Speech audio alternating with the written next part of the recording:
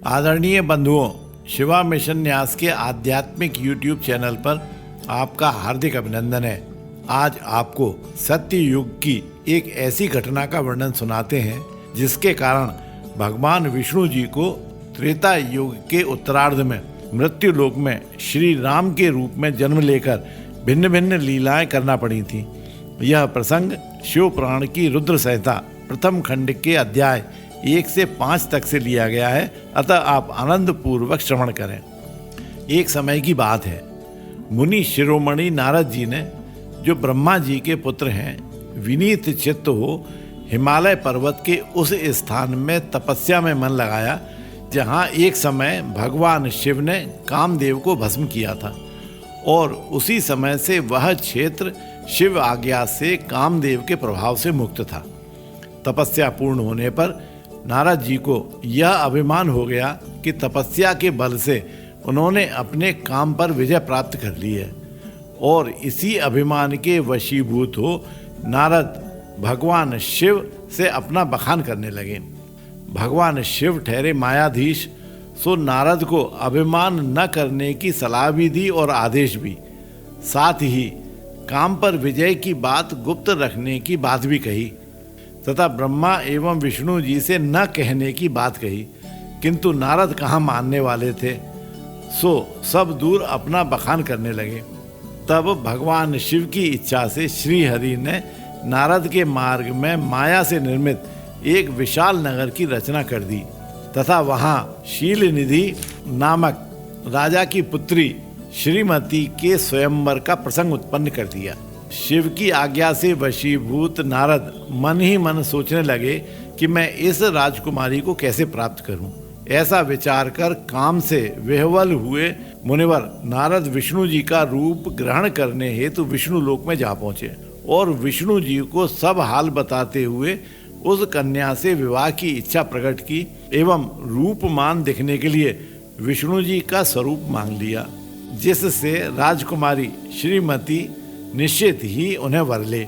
नारद मुनि की ऐसी बात सुनकर भगवान मधुसूदन हंस पड़े और भगवान शंकर के प्रभाव का अनुभव करते हुए उन दयालु प्रभु ने उन्हें इस प्रकार उत्तर दिया।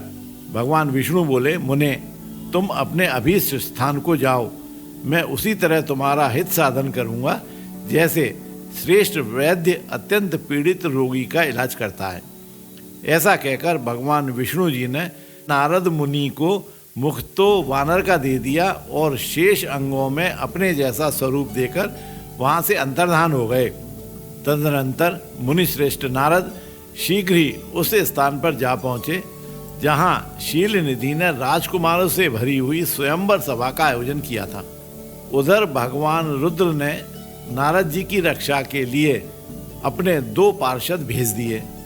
ये पार्षद शिव आज्ञा से उनके निकट गए और आपस में बातचीत करते हुए उनकी हंसी उड़ाने लगे, परंतु मुनि तो माया के वशीभूत काम से विह्वल हो रहे थे, सो उनकी बात अनसुनी कर दी।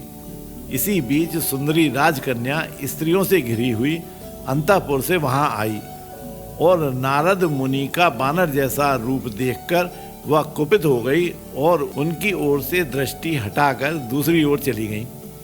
इतने में ही भगवान विष्णु राजा का वेश बना वहां उपस्थित हुए। उन्हें देख राजकुमारी ने उनके गले में माला डाल दी। उसके बाद भगवान विष्णु जी उस राजकुमारी को साथ ले तुरंत अदृश्य हो गए। नारद मुनि तो काम वेदना से आतुर हो रहे थे, इसलिए वे अत्यंत विह्वल हो गए। इस पर वहां उपस्थित रुद्रगणों ने कहा, हे नारद, हे मुने, तुम व्यर्थ ही काम से मोहित हो रहे हो, अपना बानर के समान घृणित मुख तो देख लो। रुद्रगणों के इस प्रकार कहने पर नारद ने दर्पण में अपना मुख देखा और क्रोध से जल उठे। नारद उस समय माया से मोहित थे, सो दोनों गणों को शाप देते हुए बोले, तुमने मुझ ब्राह्मण का उपहास किया है, अतः तुम ब्राह्मण के वीर से उत्पन्न राक्षस हो जाओ। नारद जी के इसी शाप के कारण विश्रवा मुनि के वीर से रावण और कुंभकर्ण का जन्म हुआ था। माया से मोहित नारद भगवान शिव की इच्छावश मोह निद्रा से जग न सके और भगवान विष्णु जी के किए हुए कपट को याद करते हुए विष्णु लोक जा पहुँचे और शाप देते हुए बोले, हे विष्णु, तुमने स्त्री के लिए मुझे व्याकुल किया है। तुम इसी तरह सबको मोह में डालते रहते हो। यह कपट पूर्ण कार्य करते हुए तुमने जिस स्वरूप से मुझे संयुक्त किया है उसी स्वरूप से तुम मनुष्य हो जाओ और स्त्री के वियोग का दुख भोगो। अज्ञान से मोहित मनुष्यों के समान तुम्हारी स्थिति हो। तुमने जिन बानरों के समान मेरा मुँह बनाया है वे ही उस समय तुम्हारे सहायक हों। भगवान विष्णु जी ने शंभु की माया की प्रशंसा करते हुए उस शाप को स्वीकार कर लिया। श्री हरि ने इसी शाप के कारण राजा दशरथ के यहाँ राम नाम से मनुष्य रूप धारण किया और अपनी लीलाएं करते हुए नारद द्वारा शापित शिव गणों को, जिन्होंने रावण और कुंभकर्ण के रूप में जन्म लिया था, मुक्त किया। इस प्रकार भगवान विष्णु जी के मृत्यु लोक में अवतार ग्रहण करने के अनेक कारणों में से एक प्रमुख कारण आपने आज जान लिया। यदि आप सनातन धर्म के ऐसे ही अनेक अद्भुत रहस्यों को जानना एवं समझना चाहते हैं तो शिवा मिशन न्यास के इस आध्यात्मिक यूट्यूब चैनल को अवश्य सब्सक्राइब कर लें। बोलिए ओम नमः शिवाय।